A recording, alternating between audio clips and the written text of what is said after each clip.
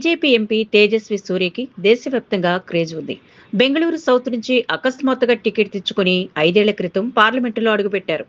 ఆ తర్వాత సంవత్సరమే బీజేపీ యువ మోర్చాకు జాతీయ అధ్యక్షుడైపోయారు. ఎటువంటి రాజకీయ వారసత్వం లేకుండా కేవలం టాలెంట్ తోనే దేశవ్యాప్తంగా క్రేజ్ తెచ్చేసుకున్నారు. ఆయనకు సోషల్ మీడియాలో 11 లక్షలకు పైగా ఫాలోవర్స్ ఉన్నారు. ఆయన పెళ్లి మీద చాలా కాలంగా ఊహాగానాలు ఉన్నాయి. ఇప్పుడు ఆయనకు కాబోయే వధువు ఎవరో తెలిసిపోయింది.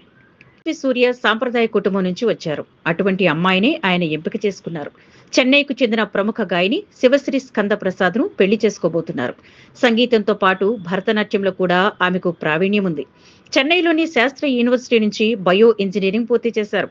మద్రాస్ యూనివర్సిటీ నుంచి భరతనాట్యంలో ఎంఏ, మద్రాసు సంస్కృత కాలేజీలో సంస్కృతంలో ఎంఏ పట్టా పుచ్చుకున్నారు. పొన్నియిన్ సెల్వన్ పార్ట్ 2లో కన్నడ వెర్షన్ లో శివశ్రీ ఓ పాట ఆలపించారు. ఆమె యూట్యూబ్ ఛానల్ కు 2 లక్షల మంది సబ్స్క్రైబర్స్ ఉన్నారు. ఇక మన హీరో తేజస్వి సూర్య వృత్తిరీత్యా లాయర్. కానీ ప్రస్తుతం ఆయన బెంగళూరు సౌత్ నియోజకవర్గం నుంచి పార్లమెంటుకు ప్రాతినిధ్యం వహిస్తున్నారు.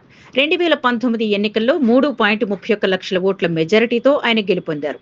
తేజస్వి చేతిలో కాంగ్రెస్ నేత బీకే హరిప్రసాద్ ఓడిపోయారు. 2020 నుంచి భారతీయ జనతా యువ మోర్చా జాతీయ అధ్యక్షుడిగా కొనసాగుతున్నారు. 2024 ఎన్నికల్లో కూడా బంపర్ మెజారిటీతో ఆయన గెలుపొందారు. ఇప్పుడు సోషల్ మీడియాలో ఇదే హాట్ టాపిక్ గా నిలుస్తోంది.